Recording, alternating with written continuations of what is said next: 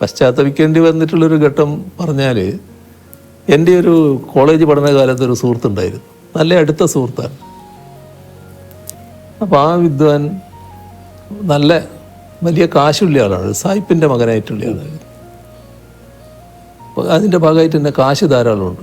അന്ന് ഈ ട്രൗസറിൻ്റെ പോക്കറ്റിൽ നിന്ന് 100 നോട്ടുകൾ എടുക്കുന്നൊരു വിദ്വാനാണ്, അങ്ങനെ കാശുണ്ടാകുന്ന ഒരു വിദ്വാൻ. പക്ഷെ എന്നെ വലിയ കാര്യമായിരുന്നു, ഞാൻ വളരെ അടുത്ത ബന്ധത്തിലായിരുന്നു. മദ്യപാനത്തിലേക്ക് നീങ്ങി പുള്ളി. അപ്പം ഞാനന്ന് ഒരു വിദ്യാർത്ഥി പ്രവർത്തകനൊക്കെ ആയിട്ട് മാറിയിട്ടുള്ള കാലമാണ്.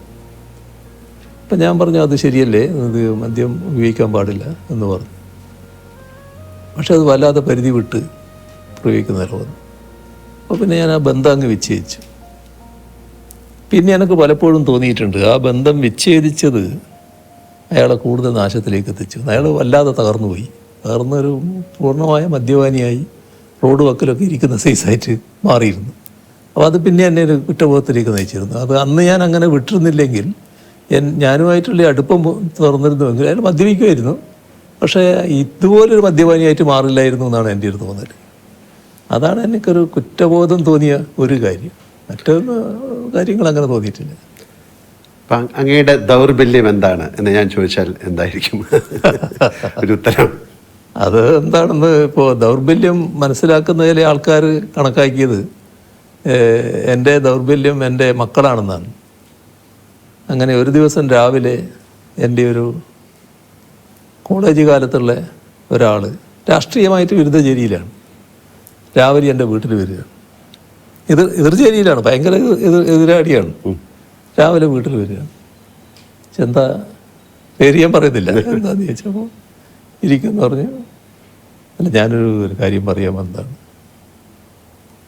പറഞ്ഞ്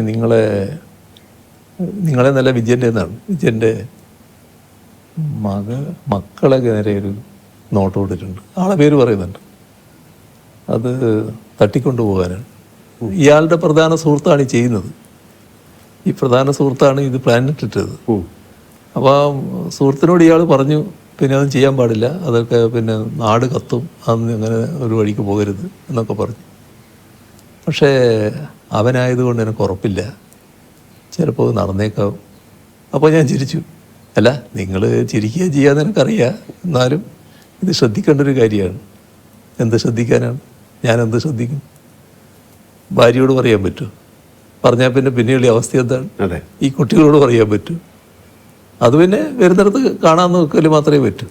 അപ്പോൾ ദൗർബല്യം എന്നുള്ളത് മറ്റുള്ളവരാണല്ലോ വിലയിരുത്തുന്നത്. അങ്ങനെ കണ്ടത് കുട്ടികളാണ് ദൗർബല്യം എന്നുള്ള മട്ടിലാണ്.